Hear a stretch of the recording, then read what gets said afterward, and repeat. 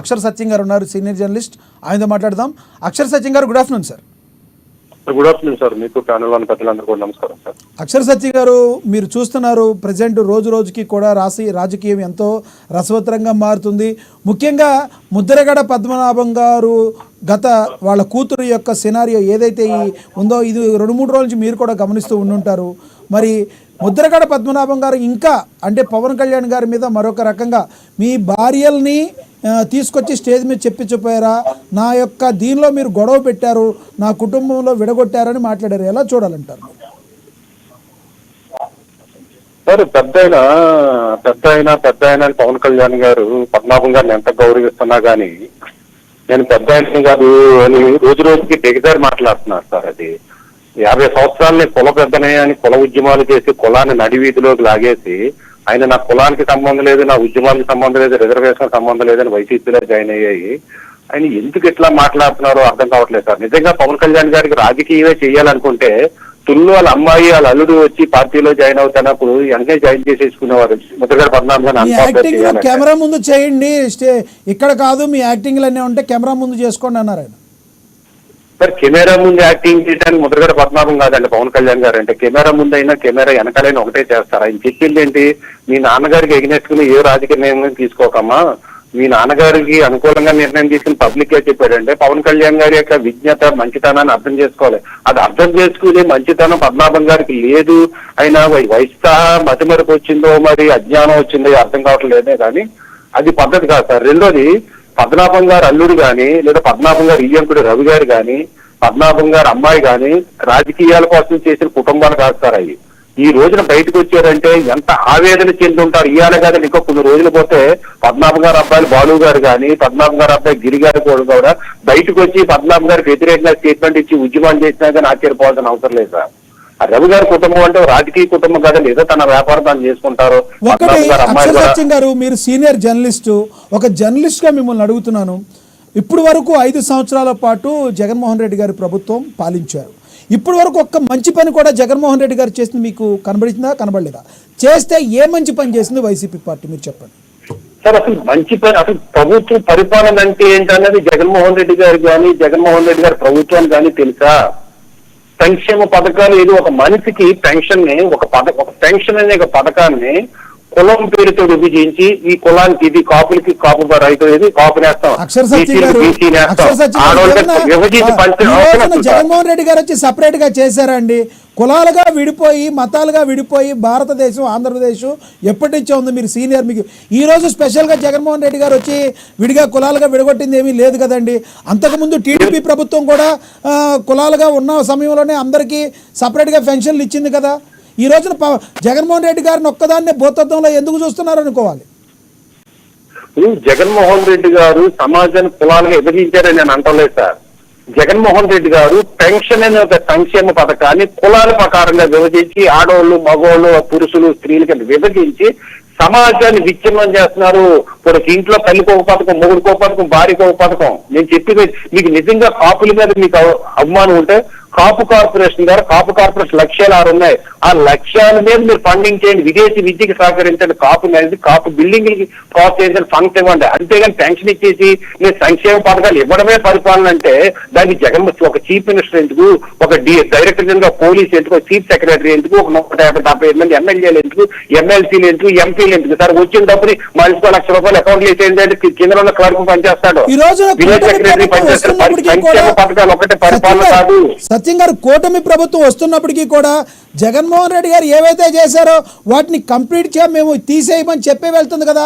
అంటే జగన్మోహన్ రెడ్డి గారు చేసింది మంచి అని పరోక్షంగా ఒప్పుకున్నట్టే కదా సార్. ఇప్పుడు సంక్షేమ పథకాలు తప్పని నేను అంటలేదండి.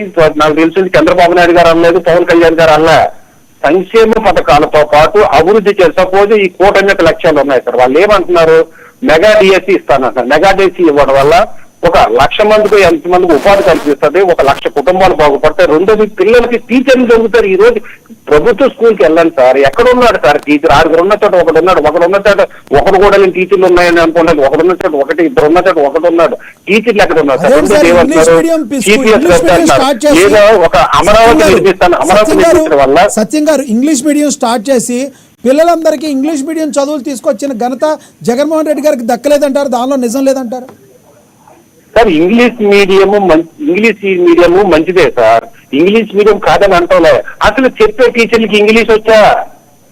అసలు అట్మాస్ఫియర్ అసలు స్కూల్లో ఎంతమంది పిల్లలు ఉన్నారు సార్? ఈ రోజున ఇది మండలానికి తాలూకు ఒక రెండు స్కూళ్ళు తప్పించి ఏ ప్రభుత్వ స్కూల్లో పిల్లలు ఉన్నారో ఒక 4 పిల్లలు కూడా లేంచాడు. నేను ఇంగ్లీష్ మీడియం చేసేస్తున్నాను, జగన్మోహన్ రెడ్డి గారు డబ్బా కొట్టుకోవడం ఉపయోగపడి అసలు ఏ స్కూల్లో టాయిలెట్స్ ఉన్నాయి, ఏ టీచర్కి ఎంతమంది టీచర్లు ఉన్నారు, ఎంతమందికి ఇంగ్లీష్ వచ్చు? ఇందాక ముద్రగడ పద్మనాభం గారి నుంచి చెప్పాలి సార్, మీరు అది దాటించేసాం. పర్లేదు చెప్పండి ప్లీజ్, కంటిన్యూ త్వరగా. ముద్రగడ పద్మనాభం గారు పవన్ కళ్యాణ్ ప్రశ్నిస్తున్నాడు కానీ పవన్ కళ్యాణ్ ఎవరికి అన్యాయం చేశాడు? అని ముఖ్యమంత్రి చేశాడా, లేదా తన తండ్రి శవాన్ని వాడుకున్నాడా, తన పిన్న తండ్రి శవాన్ని వాడుకున్నాడా, లేదా కోడికత్తులు వాడుకున్నాడా, చెల్లెల్ని మోసం చేశాడా, అది ఎవరిని మోసం చేశాడు సార్? ముద్రగడ పద్మనాభం గారు నిజంగా 95లో చంద్రబాబు నాయుడు మోసం చేశాడు అంటున్నాడు కదా, అదే చంద్రబాబు నాయుడు పార్టీ కింద ఎంపీ కింద పోటీ చేశాడు.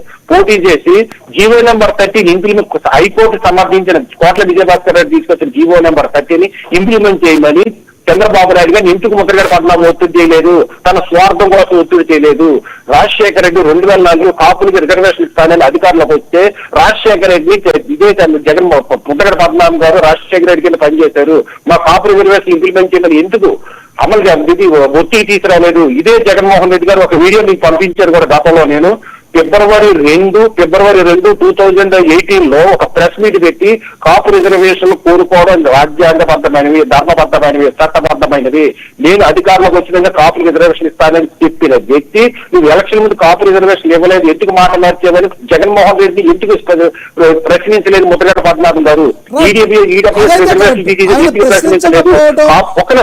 చెప్పండి ప్లీజ్. ఇప్పుడు కాపుల కోసం 40 సంవత్సరాలు త్యాగాలు చేశానని నటించిన ముద్రగడ పద్మనాభం గారు కాపులకు అన్యాయం చేసిన వ్యక్తిని ఎందుకు ప్రశ్నించలేదు? ఒక పవన్ కళ్యాణ్ మాత్రం ఎందుకు ప్రశ్నిస్తున్నాడో? అసలు కాపులు ఎదగడానికి ఈ రోజునైనా ముద్రగడ పద్మనాభం గారు పూనుకున్నారు. ఉత్తరగంజి ఉద్యమం కానించి తోట సుబ్బారు ఎదుగుతున్నాడని అసూయతో ఉత్తరగంజి ఉద్యమాన్ని ఉపయోగించుకున్నాడు. తన చంద్రబాబు నాయుడు గారికి ఎన్టీ రామారావుకి వచ్చిన తగును ఉపయోగించుకుని రంగా ఉద్యమాన్ని ఉపయోగించుకున్నాడు.